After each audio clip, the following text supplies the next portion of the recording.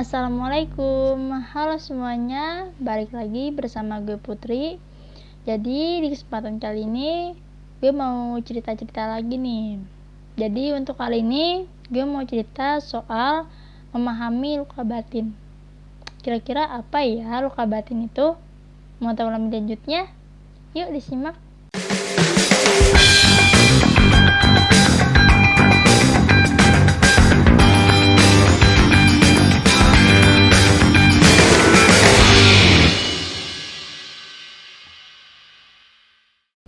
Menyadari atau memahami luka batin itu memang tidak mudah. Kadang luka batin hanya dianggap sebelah mata atau sepele. Padahal menyadari atau memahami luka batin itu sangat penting loh. Oke, sebelum kita membahas mengenai memahami luka batin, gue mau berbagi cerita sedikit soal pengalaman seseorang di masa kecilnya yang berhubungan dengan luka batin.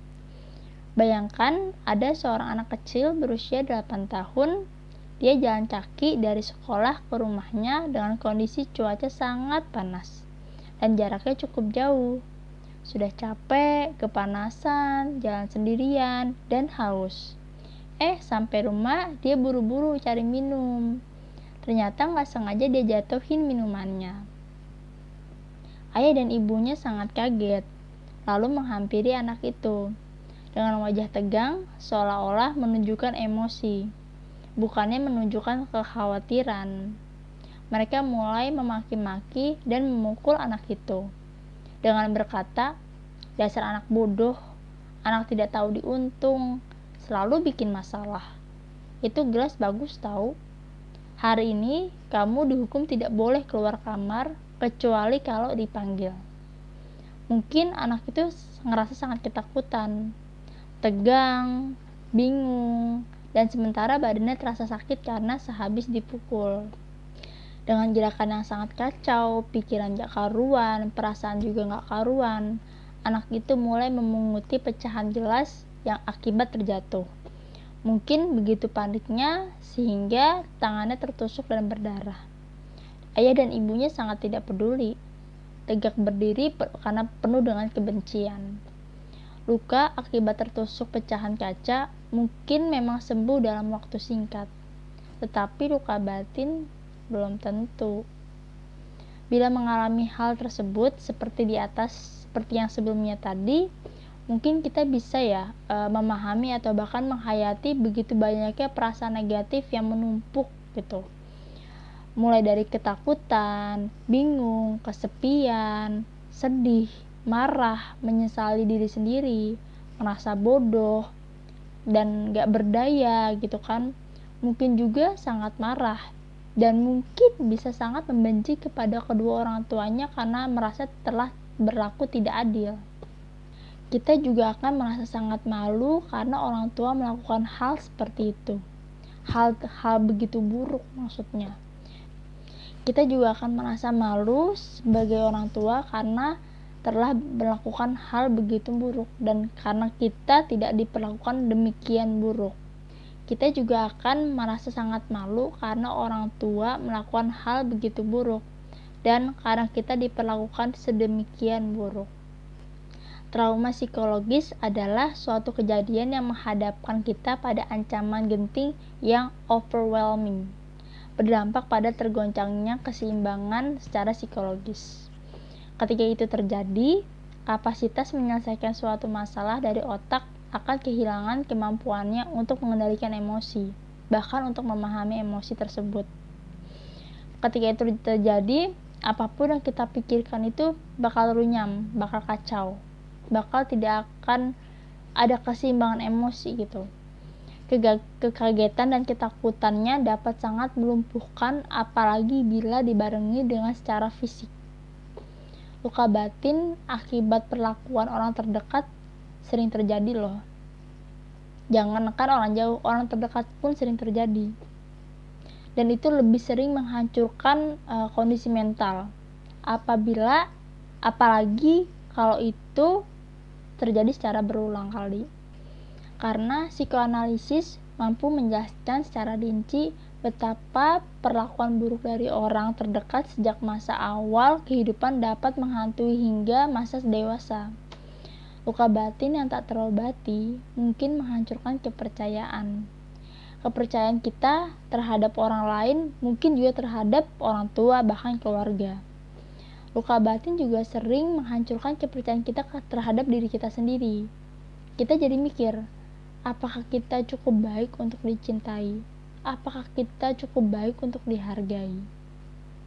Apakah orang-orang beneran peduli sama gue? Seperti itu.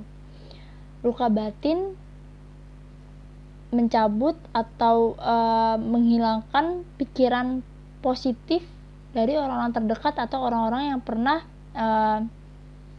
melakukan hal baik kepada kita, karena adanya satu permasalahan atau satu tragedi yang pernah melukai batin kita. Tuh. Tergantung karakter fisiknya sih, tergantung karakter kepribadian tersebut, sosialisasi yang diterima, dan keseluruhan konteks hidupnya. Rasa marah mungkin terbawa hingga dewasa. Sikap menghukum dari orang tua diadopsi dalam bentuk mudahnya individu marah dan menghukum pasangan hidup atau anak. Atau rasa tidak nyaman yang kuat menyebabkan kita membentengi diri akibat takut dilukai. Bahkan takut mungkin kita ngerasa tidak dihargai. Ada yang jadi sinis, punya kebutuhan berlebihan tak pernah terpuaskan akibat seks, kekuasaan, prestise, dan lainnya. Intinya hal-hal itu juga menjadi kompensasi ketidakyakinan kita sungguh-sungguh kepada pribadi kita. Apakah kita berharga untuk orang lain? Apakah kita berhak untuk dicintai, berhak untuk diberikan kepercayaan, seperti itu. Apakah kita patut untuk dicintai, diterima oleh lingkungan sekitar, seperti itu. Luka batin dalam komunitas juga berdampak bervariasi. Proses psikologis seperti generalisasi dan pembakuan stereotip dapat menggulirkan ribuan masalah yang lebih lanjut. Pengalaman buruk langsung maupun tidak langsung itu juga dapat berdampak pada mental kita. Jadi dari pengalaman masa kecil kah, dari pengalaman mungkin remaja, atau mungkin masa-masa sekolah itu akan berdampak buruk untuk di masa yang akan datang atau di masa dewasa gitu kan. Mungkin tidak secara langsung, tapi secara bertahap. Secara tanpa sadar kita akan mempunyai rasa itu rasa benci, mungkin rasa tidak suka kepada orang-orang tersebut, dan bahkan kepada orang-orang yang kita merasa oke, ini orang dari dulu emang gak suka sama gue, ini orang dari dulu emang gak ada respect-respectnya sama gue, jadi buat apa gue respect sama dia, buat apa gue berempati sama dia. Mungkin rasa-rasa itu yang akan terus-terusan muncul karena ada beberapa peristiwa yang sudah pernah terjadi di diri kita gitu. Mungkin sekian dulu untuk pembahasan mengenai memahami luka batin dan apa saja sih ibaratnya yang dirasakan dari adanya luka batin tersebut. Terima kasih. Wassalamualaikum. Bye bye.